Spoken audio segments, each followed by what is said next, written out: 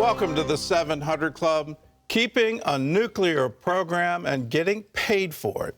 That's what Israel's Prime Minister is predicting about Iran. If the United States restarts the Obama administration's deal that former President Trump ended.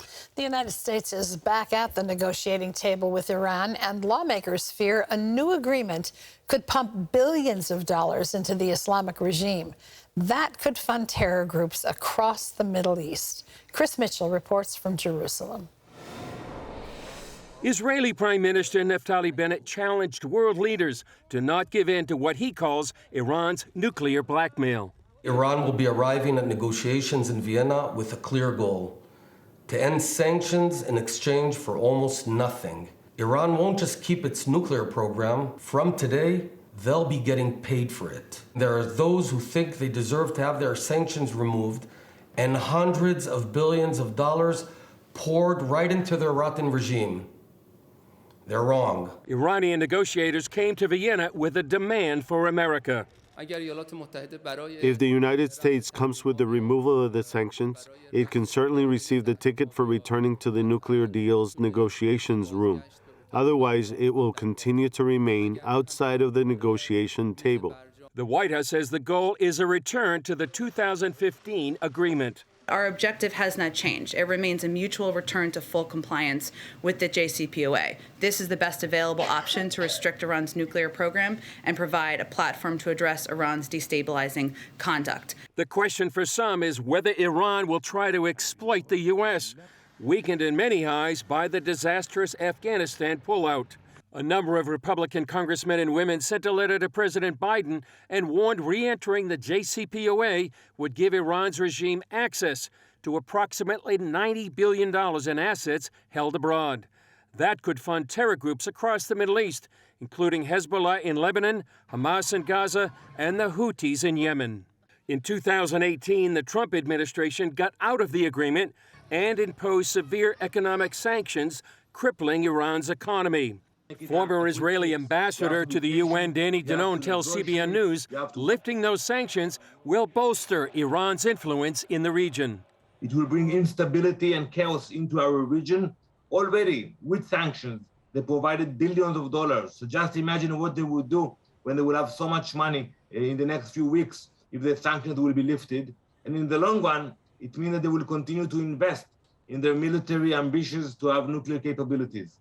Circumstances surrounding these Vienna talks differ from those in 2015.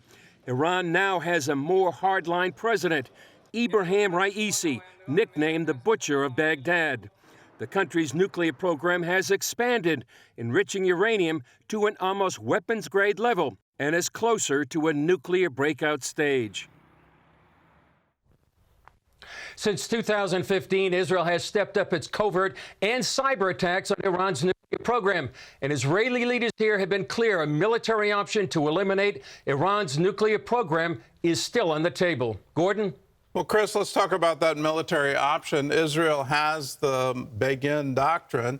Tell us about that and how does it apply here? And then I guess most importantly, would it be effective in wiping out Iran's nuclear capability?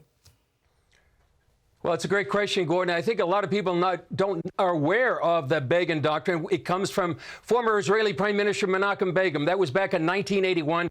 He ordered the destruction of Saddam Hussein's nuclear reactor. He said at the time, Israel can't afford that any of its neighbors will develop a weapon of mass destruction. And then Prime Minister Ehud Olmert destroyed a Syrian reactor in 2007. Now, Danny Danon, when we talked to him, Gordon, he said Israel has the determination and the capability to hit Iran's nuclear program, and they don't want to repeat the mistake of North Korea. That's what happened one morning. The world woke up to a nuclear North Korea. So Iran, on the one hand, is negotiating in Vienna. On the other hand, it's pursuing nuclear weapons. So by the way, Gordon, on the eve of the talks, the Iranian military spokesman said the goal of Iran is to erase Israel and exterminate the Jews. So Israel can't afford to sit idly by. That's why the Begin Doctrine is alive and well here in Israel. If they have to strike to protect the state of Israel, they'll do it.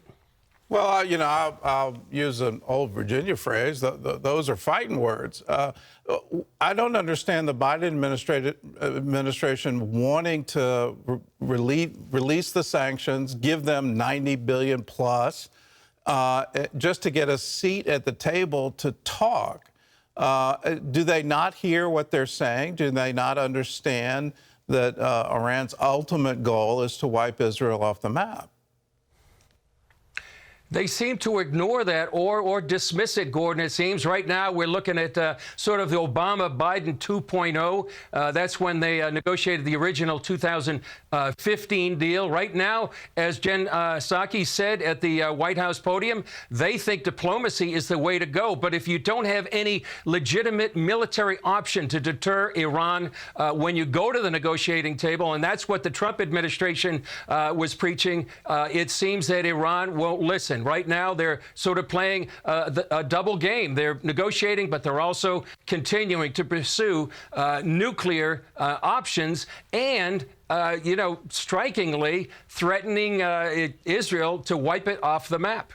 Well, let's talk about the Abraham Accords. Do you see that leading to a military alliance against Iran? And in that, could Israel, as well as other countries in the region, go it alone and go without U.S. help?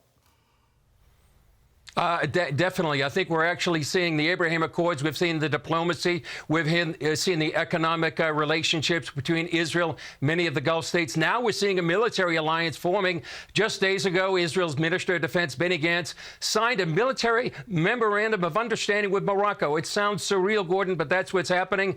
The recent Blue Flags 2020 exercise brought together 7 nations and Israel in a joint aerial exercise. Then at the end of that, the UAE Air Force paid a visit during the exercise. After that, the head of the Israeli Air Force went to the UAE. There was also a joint naval exercise with Israel, Bahrain, the UAE, and the U.S. So all these, Gordon, are examples of how a military alliance is forming in the region as an alliance against Iran. But there's a caveat, and that's what Danny Danon told us in our interview earlier today.